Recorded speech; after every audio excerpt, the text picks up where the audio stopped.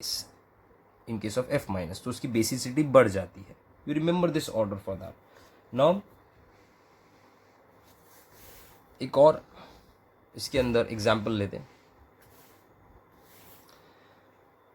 That is the next point, the fourth point.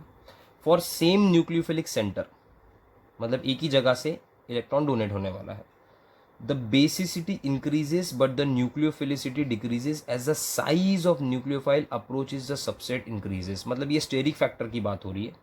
Steric factor कब develop होता है? जब ओवर क्राउडिंग होता है.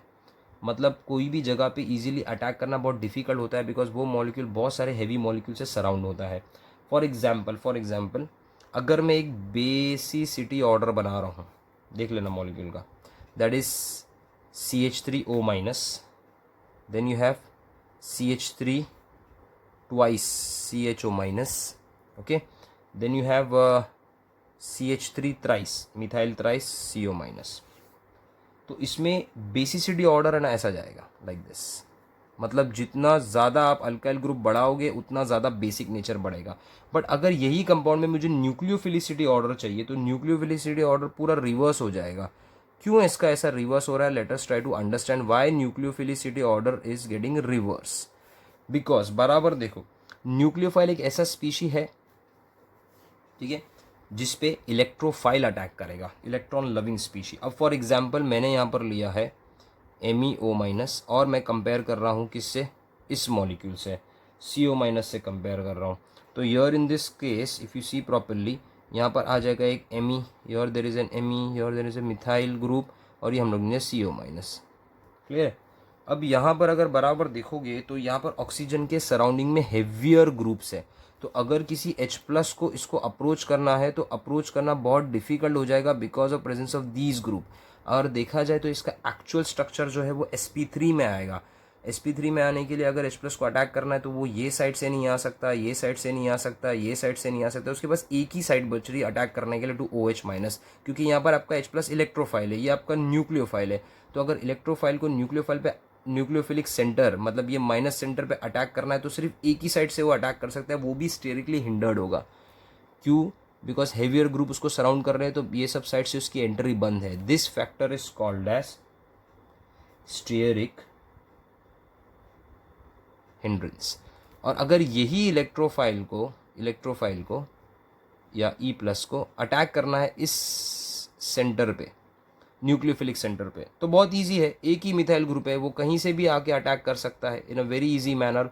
तो मतलब बेटर इलेक्ट्रॉन डोनर इस केस के अंदर कौन बन जाएगा? न्यूक्लियोफिलिक ऑर्डर में कौन बन जाएगा? That is which having a less amount of group to it. अब मैंने यहाँ पर H+ का एग्जाम्पल लिया है. H+ की जगह पे आप C+ डाल दो, मतलब कोई पॉजिटिव कार्बन एटम, क्योंकि न्यूक्लियोफाइल हमेशा पॉजिटिव कार्बन पे अटैक करता है. तो यहाँ पर पॉजिटिव कार्बन पे अटैक करना बहुत डिफिकल्ट है क्योंकि खुद ये ग्रुप इतना हैवी है, ठीक है ना. और यहाँ पर देखो O के साथ सिर्फ एक ही मिथाइल है, मतलब स्टेरिक फैक्टर बहुत कम है. ये चीज़ दिमाग में रखना बहुत ज़रूरी है. अच्छा, last point you have to remember in this कि when an atom bonded to a nucleophilic center also has a lone pair of electrons, the nucleophilicity increases while the basicity decreases.